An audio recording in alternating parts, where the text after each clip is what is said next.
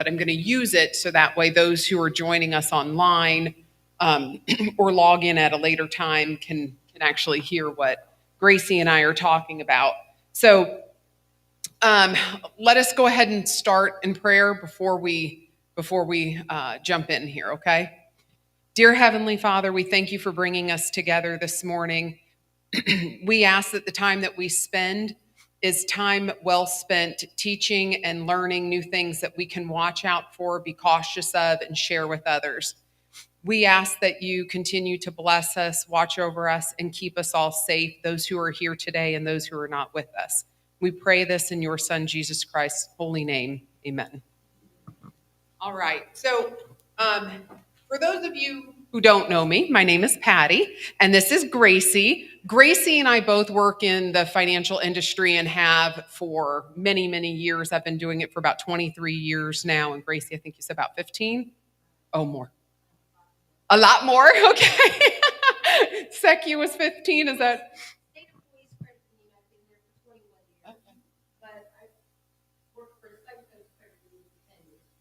Okay. So over 50 years of experience in the financial industry. And I think both of us can really talk about the change of threats over the years. When we first started, outside of ATMs and people, just beginning to be able to deposit cash in ATM machines, that was really the extent of things that we had to watch out for. Somebody who said they had $400 in their envelope and put it in the ATM to deposit, and then you open it, it's got $1 in it. That was probably the most common fraud or scams that we kind of would see. Or maybe it was somebody who stole somebody else's check and they were walking in the check and trying to cash it, those kind of things. But as technology continues to develop and change, so does the approach to fraud and scams that are out there. I think what's really important anytime we're talking about fraud is that we understand there's a difference between fraud and scams and how your banks or financial institutions treat those. Fraud is when somebody steals from you. They take your debit card information or your credit card information and they pose to be you, and then they do a transaction. Your bank protects you against fraud. Somebody steals your check out of the mailbox, and I say that with every bit of don't put your checks in your mailbox, but they do, okay? You put your bill in your mailbox, somebody steals your check out of your mailbox, they wash it, they erase the payee line, add somebody else's name, something like that, alter the dollar amount. That's fraud. Your bank is going to protect you against that. Where you don't have that same level of protection is scams. Scams are when you've been tricked. Scams are what we have to be most cautious about and probably what we're going to spend the bulk of our time talking about today. And just as much experience that Gracie and I have working in the financial industry, these individuals who scam you out of your money, they have that same amount of experience. They spend a whole lot of time developing and gaining knowledge to be successful at what they do. Just as hard as a doctor works to go get his PhD from college, these individuals do the exact same thing to learn and educate themselves as to how to scam you out of your money. And when you fall for those scams and you give your money to somebody, whether it was under false pretense or not, you unfortunately, the majority of times are responsible for that kind of transaction. And your bank, unless they can recoup the money, they're not giving it back to you. And the likelihood of them recouping that money is minimal, because if I scam you out of money and I get that money in my bank account, I'm not leaving it there.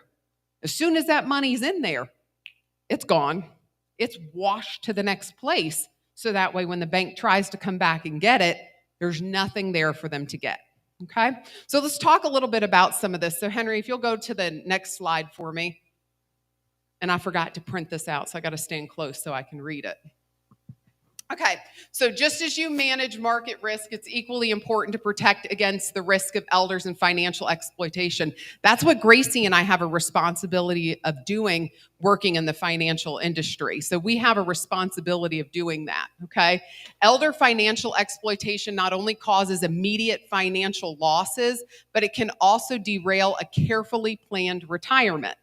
If you've planned so carefully for what you're going to do for the next 40 years in retirement or 30 years in retirement, and somebody goes and wipes that, your whole livelihood from retirement is going to change. Go ahead and go to the next slide for me, Henry. Okay. So we have to be proactive and we have to come up with a supportive approach in order to protect you. So we're going to talk about some of the things that the defensives that are out there and how you can be vigilant against the fraud. Fraudsters use clever tactics to create illusions that lead to impulsive decisions. And that's what we're going to talk about, because a lot of this happens quick. If we just learn to slow down and process what's happening, we can prevent ourselves from falling victim to scams. Once we understand how the tricks work, we can protect ourselves for the future. Next one. Okay, so this statistic here, it says the number of reported fraud and losses to the FBI from people ages 60 and up, 101,068, $3.4 billion. Did you know that only about 27% of fraud is reported? So what is that number in reality? That's what's reported. Next slide. Okay. So over the age of 60, we've got a couple different types of fraud that happens. We're going to go into detail about what these are. So what is government impersonation? I was just telling Gracie we had one just this week in our office, $3,000 loss to a 40-year-old. So it's not that just 60 and up are falling for these. A lot of people are falling for these. Investments fraud, and you guys can see how much it is continuing to grow year after year. And then technology support. So that's, I meant to call Apple because my MacBook isn't working. And when I dialed Apple, it wasn't Apple's phone number. It was somebody else. Now they took over my computer. That's an example of that. Go ahead with the next one. Okay, so we're going to go deeper into each one of these and give you guys real life scenarios, things that we've seen around grandparent scams, lottery and sweepstakes scams, and investment scams. You can go to the next slide. And then go to the next one. Okay, so we're going to talk about how your brain influences decision making. So irrational thinking guided by the, what does that say? Prefrontal cortex. Everybody know about your prefrontal cortex? Neither do I.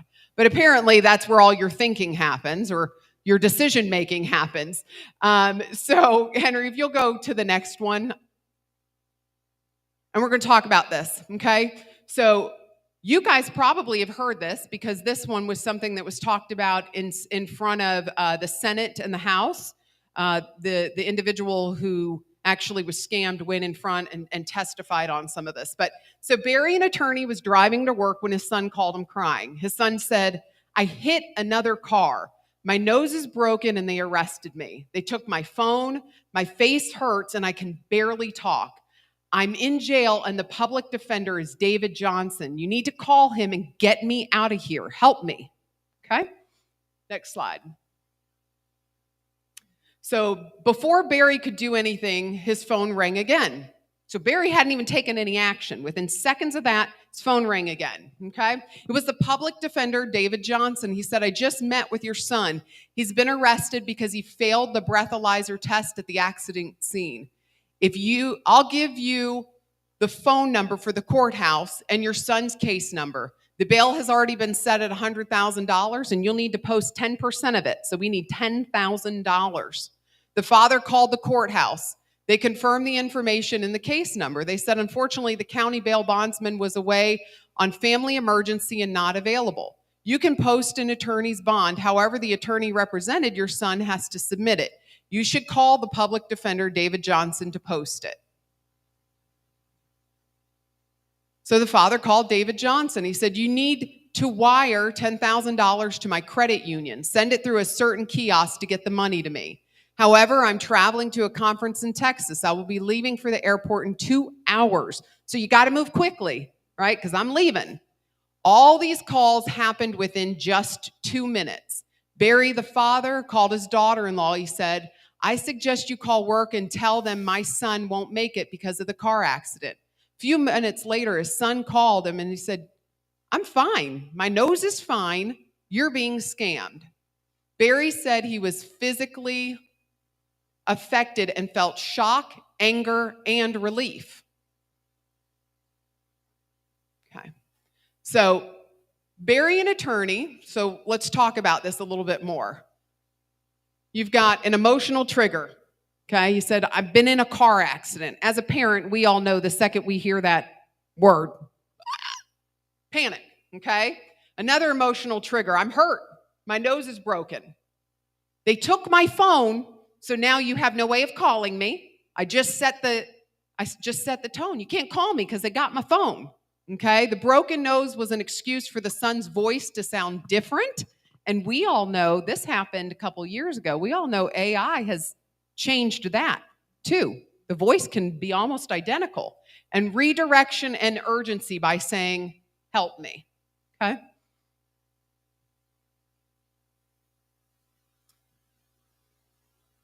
So now they're bringing in new points. You got a public defender involved. So now this is criminal. This is like a criminal case. Again, this is another emotional trigger that's being put out there.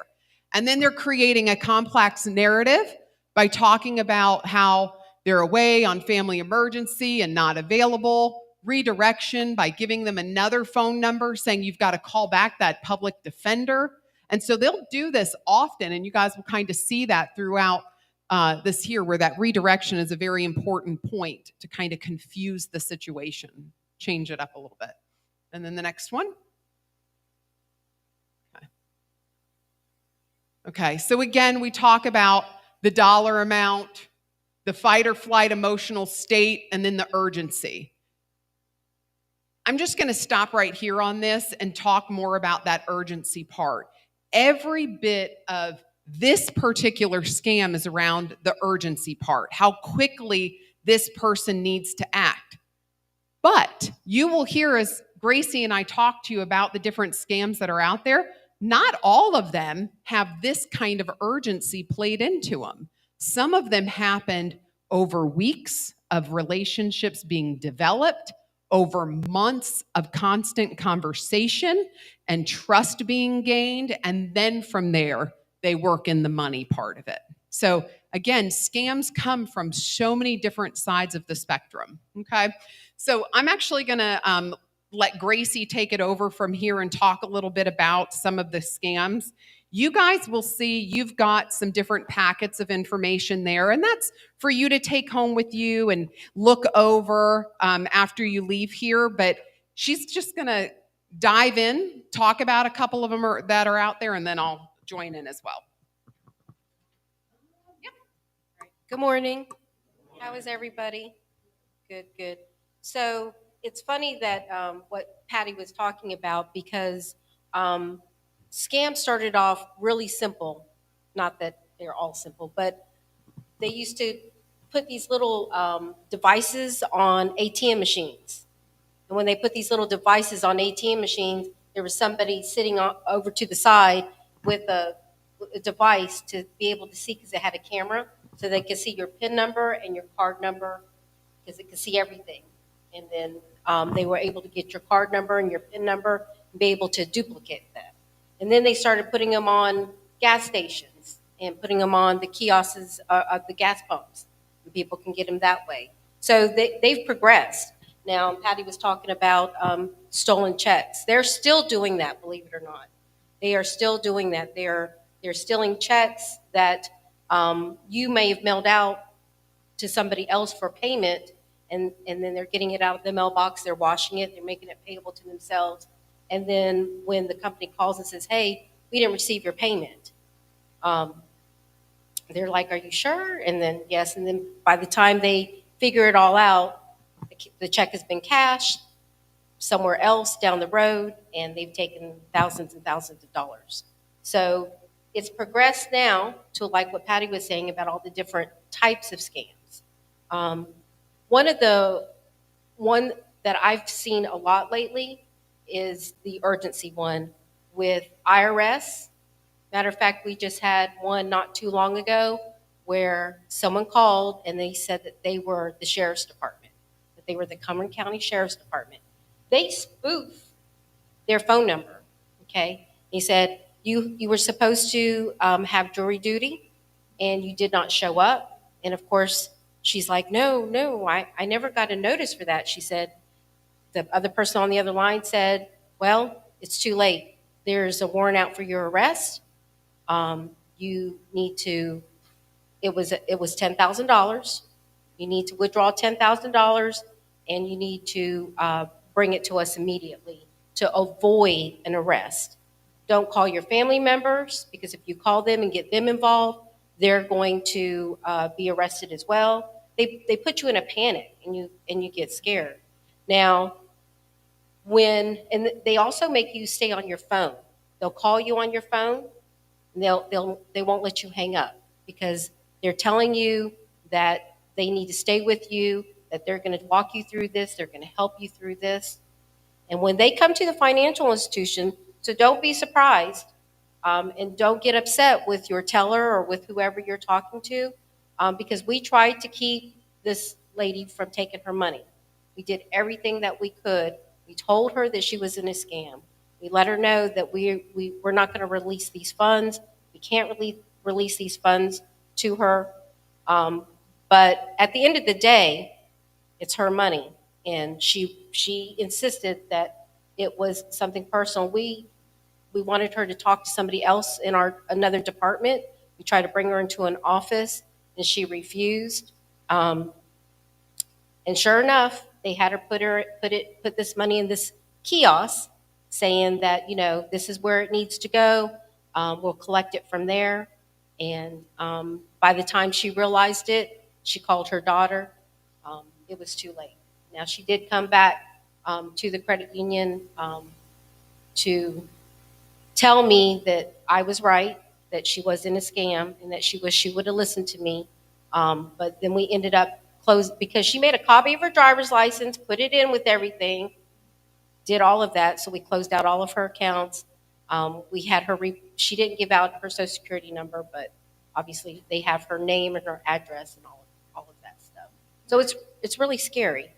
Let me chime in real quick about the kiosks. Are you guys familiar with these? Or so they look like ATMs. There's a couple here in Fayetteville. There's one on Bragg Boulevard. There's one on Eastern Boulevard, and I think there's one out in Hope Mills. But they're presented as cryptocurrency machines. But essentially, you get a code, and you are able to go to this machine and punch in the code and insert the money. The intent behind these machines, when the company first rolled them out, is for the benefit of people being able to purchase cryptocurrency for somebody who's never invested before or maybe is interested in cryptocurrency, because the majority of financial institutions and investment firms do not deal with cryptocurrency because it's hard to trace, it's tied to too much fraud, so they just stay away from it altogether. Fayetteville has several of these machines. The problem is once that money is in the machine, nothing can be done. We've had clients who have immediately put the money in the machine. As soon as they do, the person on the other end hangs up. They call the police. Oh, I've been scammed. And the police go, we'll take a report, but we can't open the machine and get the money back. I've even called the phone number on the machine and been told there's nothing they can do. Okay, it's kind of like hitting your head against a wall. Nothing can be done. So I think it's important to understand that we have these kiosks right here in town. And we have clients who utilize those kiosks on a regular basis, sometimes for legitimate cryptocurrency reasons, but the majority of times it is not. It's for fraud. Gracie also brought up a point about checks. Just in the last 30 days, I've had 2 clients in 2 different circumstances have their checks stolen. One, she put the check in her mailbox on the 6th of September. On the 6th of September, that check was washed, carried into a Bank of America in Holly Springs, and cashed for $2,000. It was originally for $200. Okay? Some things that you can do, right? I can tell you all day about these scams, but I'd like to give you some pointers in regards to what you can do to prevent that. First, if you still are using checks yourself, and that's how you like to do things, get a gel pen, almost like a fountain pen, where as soon as you write it, everything spreads into the check. They have them on, you could go to, if you're at Truist, you could go and ask them to order one from Harlan Clark. They charge about $20 for them. They call them counterfeit pens. Look, it's a gel pen. That's all it is. It's just spreading into the check. So that way, if somebody else grabs that check and tries to erase it, it's very difficult to get that off. When you're just using a ballpoint pen, you can usually take an eraser and get some of that off. So use a gel pen, let it spread out. The second part, and I know that it's very hard to accept that the internet does have things out there that can be beneficial, but if your bank offers bill pay, which about 99% of them do, bill pay is beneficial. The reason why and how bill pay works is bill pay is a third party. When you add a payee to their bill pay, what happens is the money comes out of your account, goes to the bill pay company's account, and the bill pay company cuts the check. So if that check is intercepted and something happens to it, it's not your account that's been compromised. So bill pay is actually a very beneficial feature.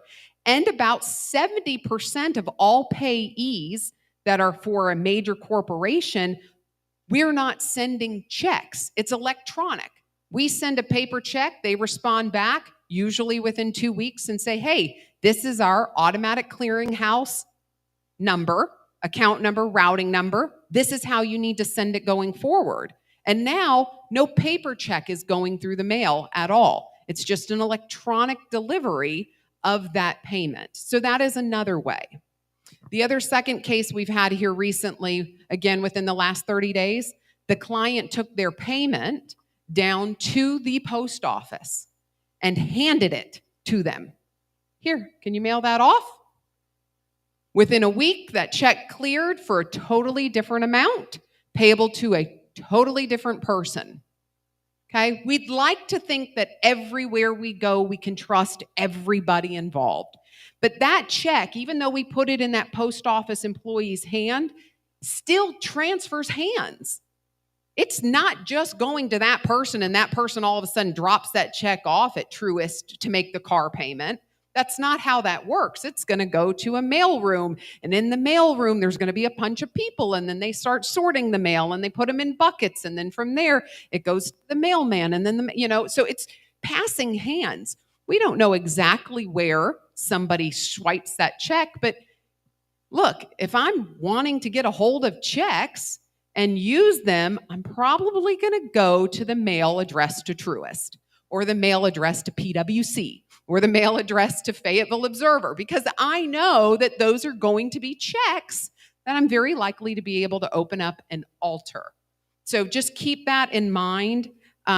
We can do things the best we can to protect ourselves. So if you still are wanting to use a check, please, that's fine. You can continue to use a check, but try to do a gel or a fountain pen to make it where it's a lot harder to alter if it falls into the wrong person's hand. And a lot of people, they're just like, oh, I just don't trust computers. I just don't trust computers. And that's fine and dandy, but I'm telling you that most financial institutions, their websites, they do a lot to protect themselves. Okay, they do a lot to protect themselves. I know State Employees Credit Union does, and I'm sure Merrill Lynch and Bank of America, they do the same thing. I'm not a computer person. I have to work on a computer every day. I'm forced to because that's the world we live in. But I've been doing bill pay for over 20 years. If I can get onto my computer and if I can get on to my app on my phone and figure out how to do bill pay, I promise you anybody can. And if you're unsure of how to do that, then go to your financial institution. They should sit down with you and help you, walk you through it, what you need to do. Again, if I can do it, anybody can. I promise it's not that hard. Plus, when you add it to your bill pay at your financial institution, your personal information is staying with your financial institution. Okay, some people, what they do is they maybe go to Time Warner, Spectrum's website, or they may go to Duke Energy's website and they pay their bill individually that way. But when you do that, then you're putting your account number in, giving it to them, or your debit card, giving it to them. Whereas on the bill pay on your financial institution's website, you're not giving out any of that information because we already have it. Okay, you're only sending it out. Like Patty said, majority of them are going to be electronic. Majority of them are going to be sent out electronic and not as a check. There's going to be a few that have to be sent out as a check. Okay, and like Patty was saying, sometimes the sample that I gave you, where the person said that they were from Cumberland County, they said it was urgent. Like Patty said, sometimes scammers they string you along. They make you feel comfortable with them. We had one where this person was told that he owed so much money from the IRS. The IRS called him, but over several months, because he said, "I don't have the money. What do you want me to do?" But they made him feel calm. They made him feel like everything was going to be okay, and they said, "Just go to your financial institution and ask for a loan. Tell them that you need a loan." So when he came in, he requested for a loan. At first, he just said he needed to do home improvements. Okay. What kind of home improvements? Well, I just, I want to add a deck to my house. I want to do this. I want to do that. Okay.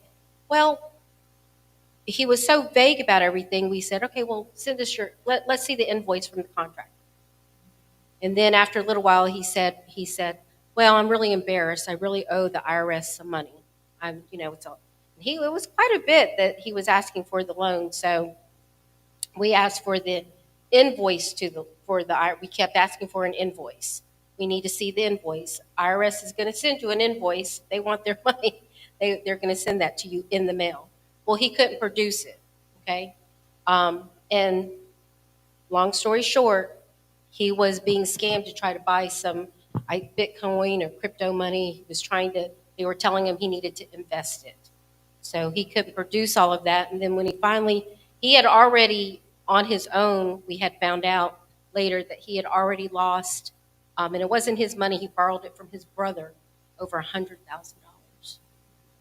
And now he wanted another $50,000. So, but he didn't get it. We didn't approve the loan, and we let him know that he was in a scam and that money was gone. So it's important to remember that, that in too deep, you hear that sometimes, where they get a little and then they get a little more and they get a little more. And before you know it, you've given this tremendous amount of money that you didn't even realize has added up to that. And the other part of it, which I think is really important for everyone here to understand, is the isolation that comes along with being a victim of a scam. There's a level of embarrassment that you don't want to share with others. And because of that, you allow yourself to continue to be a victim and a target from these individuals.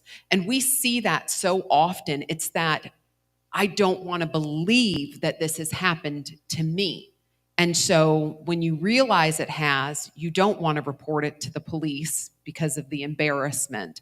You don't want to tell a loved one that this happened because maybe in your mind, that was money that you intended to leave to that loved one. This was money that I built up for my children after I pass on, and now I've been scammed out of it. How do I go and tell my kids that this has happened? And so those are other things that happen that prevent especially elderly people from talking about it with others. If you ever fall into a scam, you have to tell somebody. You have to report it. And again, I talked to a lady the other day who's in her 50s. She says, Patty, I'm a doctor. I'm educated. I know better than this. How in the world did I allow this person to convince me that they were Apple support and give them access to my phone? And the next thing you know, did you know Apple, I didn't even know this, has like family share Apple thing? So you know what happened? Her sister's accounts ended up compromised because they had some sort of Apple share thing put together. And so now she has the embarrassment because her sister knows what happened and she's just devastated. And what I told her is, and I mean it from the bottom of my heart, these people work really hard, really, really hard to trick you. It is, as much as we'd like to say, I can't believe they fell for it, until you are on that receiving end of that phone and you're listening to the things that they tell you and they're putting these tactics in place, you don't really know how you're going to react. So again, let's go back to what can I do? How can I protect myself from this? So I don't know if, have any of you ever picked up the phone and called somebody and it says, "Hi, this is Google voice recording. Please state your name and purpose for call before I connect you." Anybody had that? Okay. You can pay for this service. And what happens is anytime somebody calls your phone, that person has to say who they are and the intent for their call. You get to listen to it and then decide, am I going to answer this or not? Am I going to talk to this person or am I just going to say, nope, and hang up? Well, a lot of times those calls that come through are robocalls. So when they hear that, they don't know, the robot doesn't know what to say, so it just disconnects. So that's something that you can do. The other thing is you can screen your calls and let the inbound calls just simply go to your voicemail. And then listen to that voicemail. And if they say, "This is Janet from your bank, we need to talk to you," call us at 1-800-444-4444. You don't call 1-800-444-4444. You get your bank statement out and you call the 1-800 number printed on your bank statement. You flip your credit card over and you call the 1-800 number on your credit card. Because if a call was made to you, they are going to know. Do not call the number that came across in an email, a text, or a voicemail message. But those are other things that you can do to make sure that you stay protected and don't end up connecting with the wrong person and giving them information. I always laugh. I have to tell you guys this story. My dad is single-handedly trying to take out every single scammer out there. What he likes to do now that he's retired is he likes to answer the phone and he likes to hang out on the phone with them. "Oh, I'm driving to Walgreens right now." "Yeah, oh man, I got stuck at a light. Hold on, it looks like there's an accident." And he will spend 4 hours on the phone with these people. And I said, "Dad, stop entertaining these people." And he says, "Well, if I'm talking to them, that's one less person that they can talk to." So I just laugh at that because he is single-handedly trying to stop this, but unfortunately, he's only one person. He can't do that for too long. But these are the type of things that they do. If they keep you on the phone, you can't be calling someone else. You can't call your daughter. You can't call your neighbor and say, "Hey, somebody's telling me that I missed jury duty and now I need to pay $2,000 or the police are coming to arrest me." Okay. I know there's other scams, so I'll let you continue with those. It's really important what Patty said about if you get a call or email or a text and it says call this number, it's really important that you don't call that number. Several reasons why. Because I'll give you an example with the State Employees Credit Union. Our logo and our website and our 188 number to our contact center, that number has been spoofed. So when it pops up, it automatically has our phone number and State Employees Credit Union. So you really think you're talking to somebody. But you don't. You just hang up and you call your local branch. Or you can actually call, because when they call from that 188 number that's on the back of your debit card, they're going to give you another number to call, but it looks like it's coming from them. But on the screen, it's going to say call this other 1-800 number and so forth.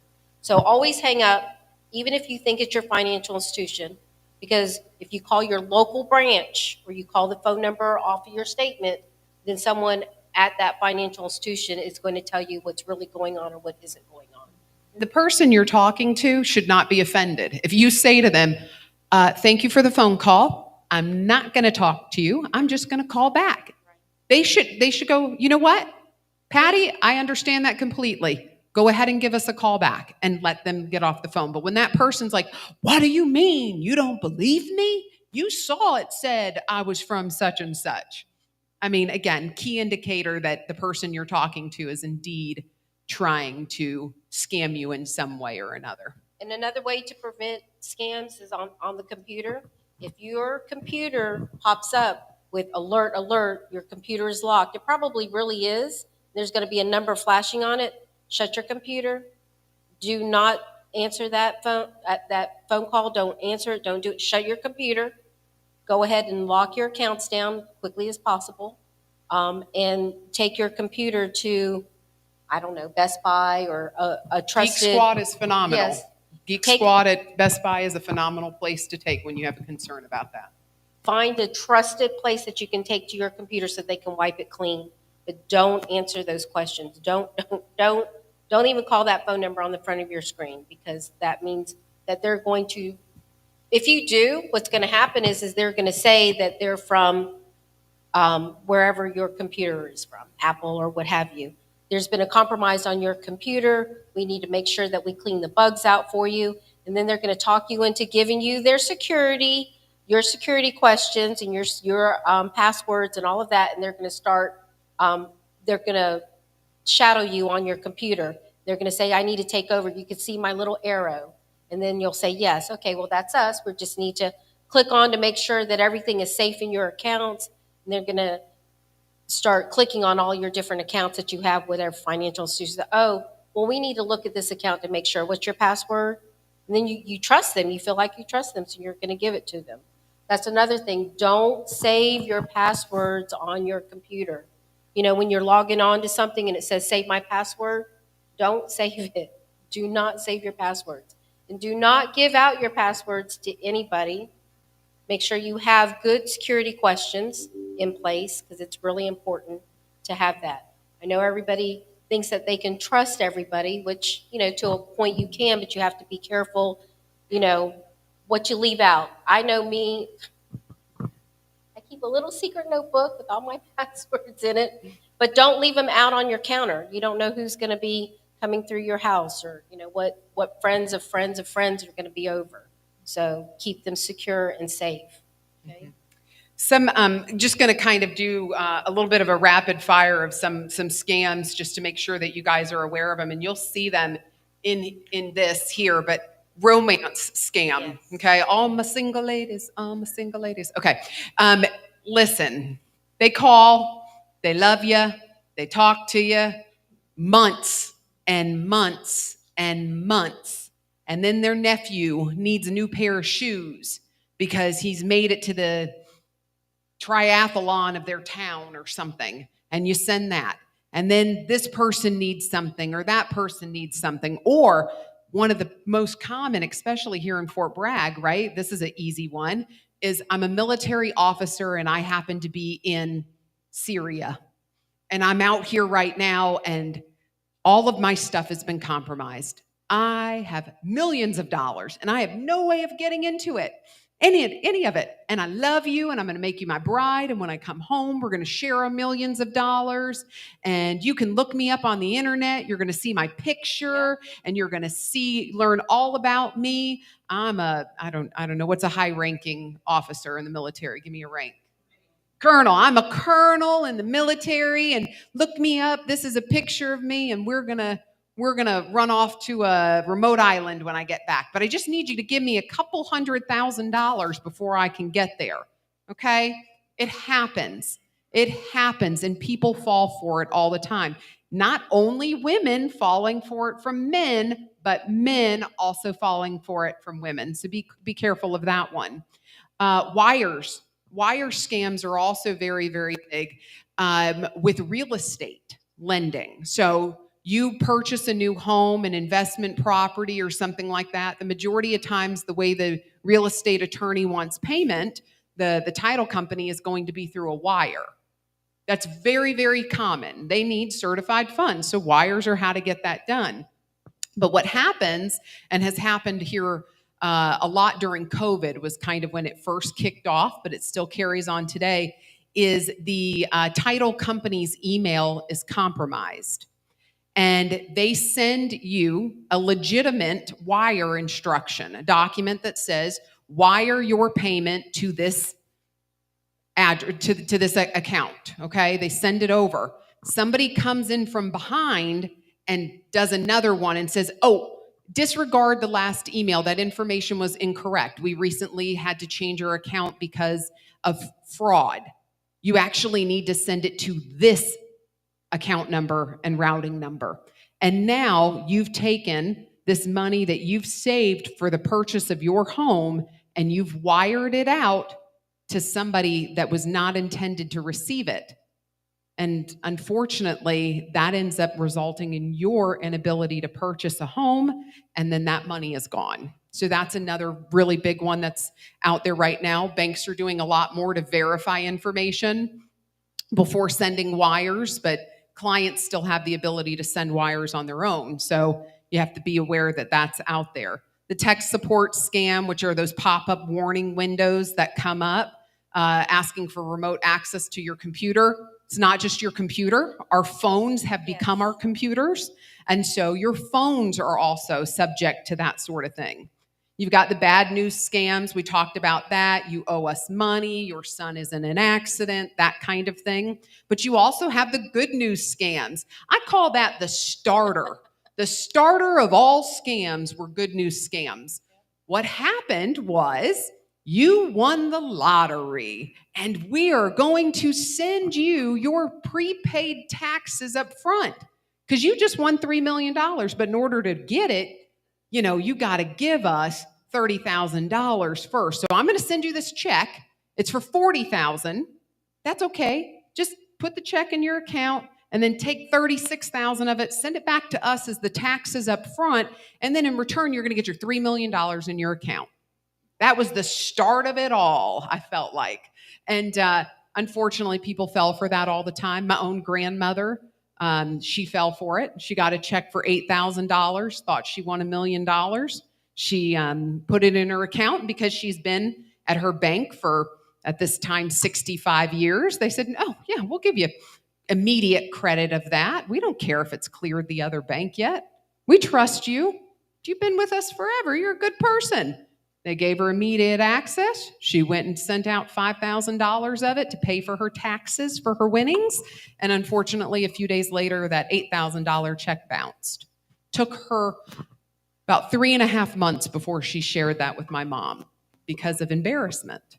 Okay? Other good news scams are things related to work. You've been hired to do this job or that job, to become a secretary for this guy who is now setting up. This is one to talk to about with your kids, your grandkids, because they're usually the audience of that one. We're going to send you $3,000 up front as your initial pay, but we need you to take this amount of money to first send back to us so we can purchase the items that you need to set up the office. And somehow or another, we think that that is a chronological order of events required in order for us to now have this job. And are we maybe a little bit, I don't want to say desperate, but excited about the opportunity to be employed? Sure. So do we fall for it? Are we more likely to fall for it? Certainly. Okay. Other ones that you'll also see are things related to scholarships for students. Those are really popular too. We'll give you some money as a scholarship, that sort of thing. Those are still out there, not as prevalent, but they are still out there too. Rental scams is something that's new. Again, I think this one probably kicked off a little bit more during COVID. You guys have all heard of Zillow online, right? You can check your property value and that sort of thing. Well, Zillow has kind of ventured down to also being they share listings. They've kind of become almost like real estate, a real estate company, and rental properties. You can go and look up rental properties and that sort of thing. And so what happens is people think that they're going to rent a home and they go and they make their deposit for the home. They'll even drive by and there's a sign in the yard, but unfortunately, the real estate agent's not there to let you in the house, but you can go and walk around the house and look through the windows. And if you like it, just go ahead and send me the money, the deposit, and the first month rent. And we'll get the real estate agent to meet with you tomorrow and get you the keys. Guys, the military around here, think about that desperation. We talk about drawing on those moments. Think about the desperation. You're new, you've moved to this new area, you've got a wife and children, everybody's meeting here, and you got to find a place to live. And this is priority number one because everybody has to have somewhere to sleep at night. So, okay, they said the real estate agent couldn't meet me on a Saturday afternoon. It happens, but I really want to make sure that this property is something we can move into on Monday because that's when my family gets here. So we move quick, we send the money, and the house is not for rent, or maybe it's for rent, but definitely not with that real estate agent. So that money's gone, and now you don't have somewhere to live. So that's another rental scam is another one that's out there. Gracie, I'm going to let Gracie talk a little bit about the money mule, and then we'll move into just closing it out with a couple quick phone numbers and points for you guys, and questions, of course, if you have any. So with the money mule, what they do is they trick you somehow. They just tell you. There was a college student who was told that you're going to get an extra scholarship. So they kind of made her believe that she was going to get extra $10,000 in her scholarship, but she had to deposit this check first, and then once she deposited, you need to wire $7,000 out to this company, and then in turn you're going to get another check in for that. And it's a cycle. They keep doing it, and you get a little bit of cash, get $1,000 here, $2,000 here, but it's actually that person is washing the money for somebody else, because it's money out there that really exists, but it's not for that purpose. But because they get a little bit of money here and there to help them buy their books or to maybe pay for a part of their tuition, they really think that it's from someone from the school or a representative from there, but it isn't. And then they're washing the money. And what happens is, like with State Employees Credit Union, we keep track of so much money coming in and out of your account, so many wires. And by law, you have to give a purpose of what that wire's for. And when we see different reasons for it that doesn't seem to add up, we actually call them in. We have to sit down and talk to them and say, hey, what is this? What is happening with this money? What's going on with it? Where are you getting it from? Who's telling you? Who has it? And when she started realizing that what she was doing, we told her, if you continue to do this trend, if you continue to receive this money and continue to wire it out without a real purpose, then we're going to have to close your account down. So, and then there could be consequences. If someone is actually doing it and they don't realize what they're doing, then of course they stop. But if someone is doing and being a money mule and they know that there are consequences of jail time for that. So not only do their accounts get closed, but an investigation starts, and it will go all the way up for some jail time. So you have to be careful and you have to listen to them. You have to listen to your gut too. A lot of things, if it's always trust your gut. If it's too good to be true, it normally is. Like with what Patty was saying about the lottery, did you even play the lottery? I mean, did you go to New York and get get lottery tickets? That, and number two, the lottery, no matter what state has the lottery, they are not going to contact you. If you buy a lottery ticket and you're the winner, if you buy a lottery ticket and you're the winner, you have 1 year to claim your funds. If you do not claim that ticket within 1 year, guess what happens to that money? It goes back into the pot. They are not going to, they don't want you to have it. Right. They're not going to give it to you. They're not going to contact you for that. And then one final thing is, as we get older, caregivers, You have to learn how to separate your relationship with those who come into your house to care for you. It's very easy to develop a relationship with the person who's helping you with your physical care when you are ill, whether it's, something has happened to your back, or maybe you were in an accident and you have a wound and they're coming for physical therapy and that sort of thing. They are not ever supposed to, from a license standpoint, help you with your financial needs.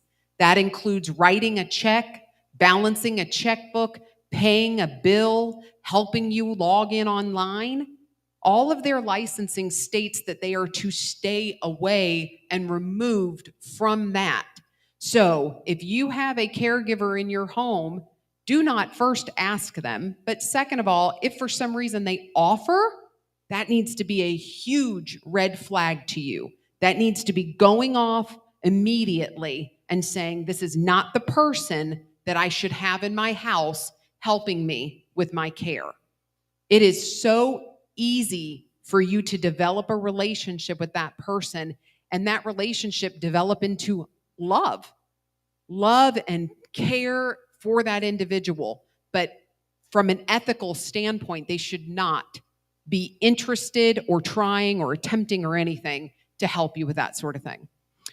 We had a caregiver that I absolutely adored for one of our clients. When she would come in, the caregiver would stay in the car, never walked out of the car, got out of the car until she saw the client get to the door, and then she got up, would walk over to the door and help her out to the car. That's what we want to see as financial institution employees, is somebody who is not wanting to be involved, somebody who is staying as far back as they possibly can, not the person who's walking in and standing there at the teller window and listening to everything that's being said and checking balances and writing stuff in checkbooks. Those are red flags. The last thing that I want to leave you guys with is, in your packets, you will see one that says Senior Financial Exploitation, Addressing a Hidden Threat. If you go almost to the very back, page 9, you're going to see some information about identity theft. We didn't talk too much in detail about that, but that is something that you also want to be cautious about. But I want to talk to you about that slide because it's got some phone numbers on there that are really important. You guys may not know this, but about 15 years ago, Henry and I went to go file our taxes, and we were told our taxes had already been filed. Well, Henry and I, we're late to the game. As a matter of fact, we just filed them last week. So, but we found out our taxes had already been filed. We found out that there was an $11,000 refund coming our way. That never happens. We're lucky if we get $11. So we called the IRS, had to have a conversation with them. Turns out somebody had stolen Henry's identity. They filed a tax return in his name, and the IRS intended to pay it. We then had to collect 67,000 pieces of mail, bills, IDs, Social Security cards, everything known to man, and we had to wait patiently to go to the the IRS office here in the Sistel building. We get into that office. We sit down, we prove our identity, and then 2 weeks later, we get a check for $11,000 in the mail. Okay? So then we have to go back to the Social Security or to the IRS and say, hey, we told you this wasn't us, but you sent us the $11,000 refund. Take the check back. They did. They took the check back, and they were more than happy to allow us to pay our taxes for that year. Every year thereafter, Henry and I now get PIN numbers issued by the IRS. So when we go to file our taxes, our accountant has to put in that PIN number in order for our taxes to be filed with the IRS. It's what we have to do. We also went in and locked our credit with every one of these credit bureaus. So that's why I tell you that story. If your credit is unlocked right now, you are at risk. When you go home today, lock your credit with all the major credit bureaus, all 3 of them. What is it, about every year now? We get a letter from a different bank telling us that, sorry, we were unable to approve you for your credit card application, Henry, because your credit's locked. So this person has had his identity for 15 years. And for about 6 years, never did anything with it, and then applied for a credit card. And about 4 years later, applied for another one. And I think maybe they're running out of stuff because I think we got one 2 years in a row, which was probably the most frequent we've had, but they're continuing to attempt. So if we didn't have that credit freeze on there for Henry's credit bureau, then there would be credit cards opened out there that somebody else would be using and having access to. So lock your credit. It is not complicated to unlock your credit when you need it. So you decide you want to buy a car 2 years from now, and you're going to get approved for a loan to do that. You got to unlock your credit. They can't give you a loan without pulling your credit. It's law. It's just log in or call the credit bureau and unlock your credit. They can do it, run your credit, and put the lock right back on. Like that. Do it all the time at work. All the time. So that's one of the things that I would make sure that you guys do, is make sure if you don't do anything else today, do that, please, if you haven't already done that. Lock your credit. You can do it online. I actually prefer it online because it's very easy to do directly on their website, freeze and unfreeze. So you can do it online. But if you're somebody who's not a fan of the internet and that just is not something you want to do, call them and you can do it over the phone. Okay. Some other changes that you might have a hand in and the ability to help. I'm looking at the majority of you guys here. You have some tie to the military. So you have a military ID in addition to your state driver's license. When you go to your doctor's office and they say they need to scan your ID in the system, let them scan your military ID. Your driver's license number is typically what's used in identity theft because that's what the credit bureaus match when they are running your credit. Or you should say to your doctor, do you have to? Do I have to give you an ID to scan into the system? And the majority of doctors now are getting away from it. The last 2 new doctors I went to, they said, okay, stand right here. We're going to take your picture. They take your picture. Now that's their way of verifying your identity. My driver's license is not captured in their system, okay? Because as much as we'd like to trust everybody involved everywhere we go, we can't. And so we can minimize our information being put out there in different places. If they can take a picture of you and have your insurance card, that's all the information that they need. Military IDs have changed. Now, some of you might have made a face when I said military IDs. That's because military IDs, if you've ever gotten the newer ones, they've removed all of that stuff that they used to put on the military IDs, such as your social security numbers. They have different numbers that are really the only thing anybody can do with it is go to Deere's, right? Get their insurance. Right. It doesn't have that stuff on there anymore. It doesn't have your address. So if somebody needed to do something, they now have your address.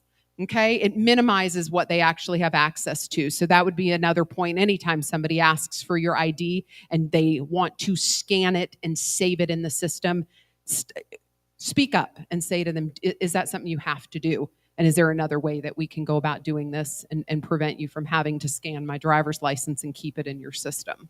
Okay. Also, be careful what you post on social media. Don't tell everybody you could send the happy pictures and I had a good weekend or what have you. Or if you're going on vacation, wait till you're home from your vacation before you start posting everything that you're off at Timbuktu and no one's home. Mm-hmm. So just be careful with all of that. Yep. Careful what you put, what you say, and how much you share, yeah, on social media. And if you're not pulling your credit report yourself, you should look at that once a year. Make that another task that you kind of add to your calendar. There was a law passed several years back. The credit bureaus were sued for essentially having this information that we had to pay to get access to, but we should have a right to because it's our information. So annualcreditreport.com, and you guys will see that on your very last page on the very back, was a website that was created. You can go out to annualreport.com, and from that website, you will get access to all 3 major credit bureaus, and you can obtain your credit report for free from all 3 credit bureaus, and you can access it for 30 days. So you can pull your credit report, look at it for 30 days, and you get to do that once a year at absolutely no cost. So when I say that, I can't stress that enough. If you decide to do that, if you decide to go to annualcreditreport.com and a box pops up and tells you to put in your card information because you have to pay for it, something has happened and you've been routed to the incorrect place. So let me clarify. That just brings up one final point, and then I'm going to hush. I promise to you guys. So often when I talk to people, I say, can you go to bankofamerica.com? And where do you think they go? If you're on your computer or you're on a phone, how do you think they get to bankofamerica.com? They go to Google. Same thing that you guys do. If I tell you today to go to annualcreditreport.com, you're going to go to Google and you're going to type in annualcreditreport.com. You're going to get 50 searches that return. Only one of them is actually annualcreditreport.com. Some of them are annualcreditreport.us.com. That's not it. When you go to bankofamerica.com and you search that in your Google, you're going to get Bank of America with a K. And we shut these sites down and stuff like that, but know that that's what happens. When people search, I need Apple tech support, do you think the only phone number that Google returns is the actual phone number for Apple tech support? Absolutely not. It's a search engine. So anybody poses as Apple technology, you're going to get that returning. So how do you get around that? Well, instead of going to Google, you go to, typically it's Safari on a phone. If you're on your computer at home, it's Chrome or that sort of thing. But you go out to the actual URL bar at the very top and you type it in there. You type in bankofamerica.com, annualcreditreport.com. That's going to take you to that website.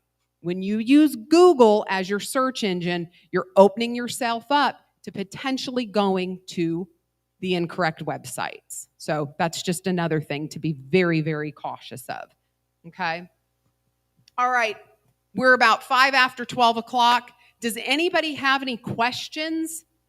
Anything that we talked about that you guys have experienced, want to ask about, or that we can give some additional clarity on? Yep.